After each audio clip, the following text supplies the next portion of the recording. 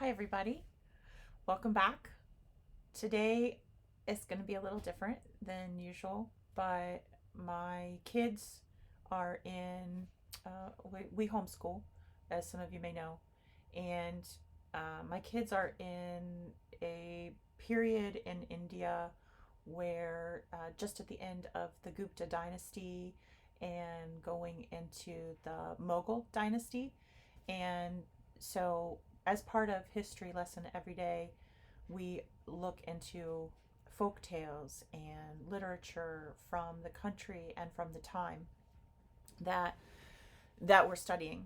And today I read them a folk tale that I just really thought, man, as soon as I got done, I thought I want to share that with everybody that comes to the vlog.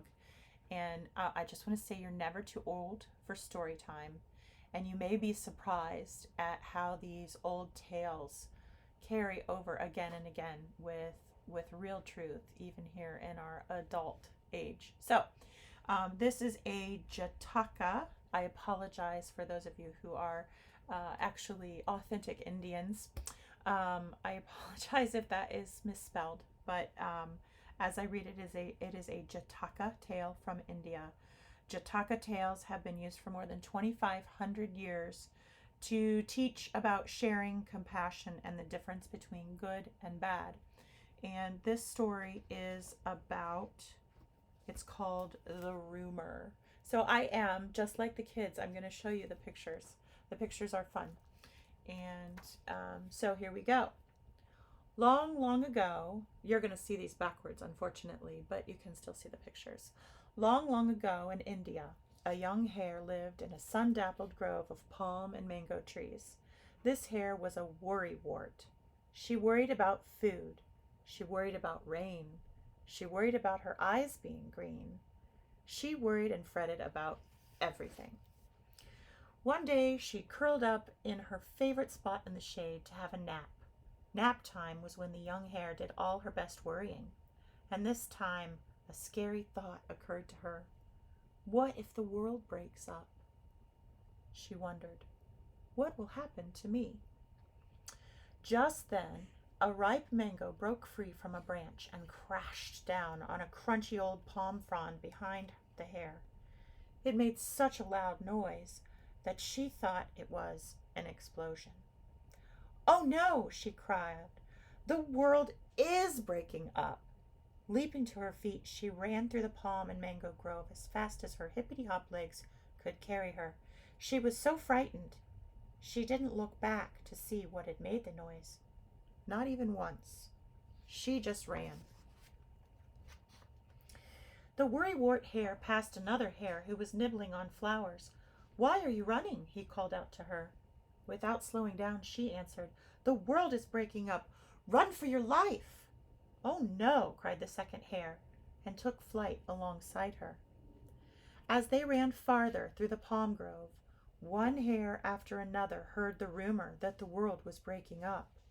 One by one they joined in the race to escape until there were 1,000 hares, all pattering along together. Eventually the hares ran from the palm grove into the thicket, home of the boars. They passed a boar who was rooting in the soil with his snout. Why are you running? He shouted. The world is breaking up, one of the hares answered. Run for your life. Oh no, grunted the boar, and took flight alongside the hares. As the frightened animals ran, one boar after another heard the rumor and joined the crowd until there were 1,000 boars and 1,000 hares all crashing through the thicket together. Eventually the hares and boars ran from the thicket into the marshland, home of the deer. They passed a deer browsing on tender leaves. Why are you running? She called out. The world is breaking up, one of the boars answered. Run for your life. Oh no, cried the deer, and took flight along the hares and boars. As the frightened animals ran, one deer after another heard the rumor and joined the crowd until there were 1,000 deer, 1,000 boars, and 1,000 hares all splashing across the marshland together. Eventually, the hares and boars and deer ran from the marshland into the forest, home of the tigers. They ran by a tiger basking in the sun. "Why are you running?" he shouted. "The world is breaking up," one of the deer answered. "Run for your life!" "Oh no!" bellowed the tiger, and took flight alongside the hares and boars and deer. As the frightened animals ran, one tiger after another heard the rumor and joined the crowd, until there were 1,000 tigers, 1,000 deer, 1,000 boars, and 1,000 hares, all pounding through the forest together. Eventually, the animals ran from the forest into the brushland, home of the rhinoceroses. They ran past a rhinoceros tearing leaves off a shrub. "Why are you running?" she called out to them. "The world is breaking up," one of the tigers answered. "Run for your life!" "Oh no!" squeaked the rhinoceros, and took flight alongside the others. As the frightened animals ran, one rhinoceros after another heard the rumor and joined the crowd, until there were 1,000 rhinoceroses, 1,000 deer, 1,000 boars, and 1,000 hares, all thundering across the brushland. Eventually, the huge stampede of animals ran from the brushland into the open plain, home of the lions. The great rumble interrupted a lion who'd been quietly grooming himself. "Why are you running?" he shouted when the animals were close enough to hear. "The world is breaking up," a rhinoceros answered. "Run for your life!" Now this lion, although he was quite young, was nonetheless very wise. So instead of joining the crowd without question, he looked far off beyond the end of the stampede for a sign that the world was indeed breaking up. He saw nothing. There were no explosions in the distance. There was no smoke, no fire. The lion thought to himself, "These animals are in such a panic, somebody's going to get hurt." So he ran to the head of the stampede, opened his giant mouth, and roared his loudest roar. As everyone knows, if there's one thing scarier than the world breaking up, it's the roar of a lion. So naturally, all the animals dug in their hooves and paws and claws and skidded to a stop. When the dust had settled, and everyone had untangled themselves, and it was completely quiet, the lion turned to the rhinoceroses. "Who saw the world breaking up?" he asked. "The tigers know all about it," said the rhinoceroses. The lion asked the tigers. The tigers shrugged and said, "Ask the deer." The deer put the blame on the boars. The boars said they heard it from the hares. The lion turned to the hares. "So," he said, "which one of you saw the world breaking up?" "It was her!" the hares all cried out together, pointing to the young worrywart hare. The lion faced the young hare. "Well," he said in his deep, rumbly lion voice. Though the worrywart hare was quivering in fear, she told the lion she'd heard the world breaking up while she was napping in the palm and mango grove. "And what did the world breaking up look like?" asked the lion. "I don't really know," admitted the hare. "I was so scared, I just ran." Said the wise lion. He turned to the rest of the animals. "All of you wait here," he commanded. "This hare and I will go and see if the world really is breaking up." The lion put the worrywart hare on his back. "Hold on tight," he said.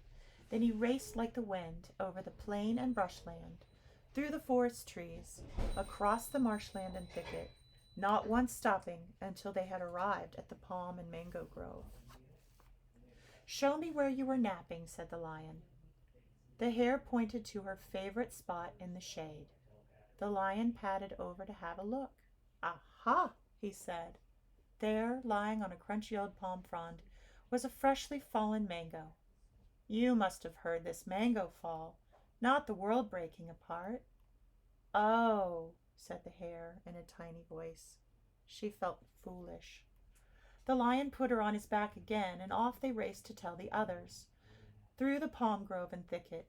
over the marshland, through the forest trees and brushland, and out into the open plain where the 1,000 rhinoceroses, the 1,000 tigers, the 1,000 deer, the 1,000 boars, and the 1,000 hares were all waiting to hear the juicy details about the world breaking up. "What a silly mistake," said the lion. "Didn't any of you check to see whether or not the world really was breaking up?" The rhinoceroses looked at their toes and shuffled their feet. The tigers cleaned their whiskers. The deer whistled silly tunes. The boars nudged their snouts in the ground. The hares looked up at the sky and hummed. Everybody was pretty embarrassed. "The world's fine," the lion said kindly. "There's absolutely nothing to worry about. Go home now, everyone." And so they did. The 1,000 rhinoceroses returned to their home in the brushland, the 1,000 tigers to theirs in the forest, the 1,000 deer to the marshland, the 1,000 boars to the thicket, and the 1,000 hares to the palm and mango grove.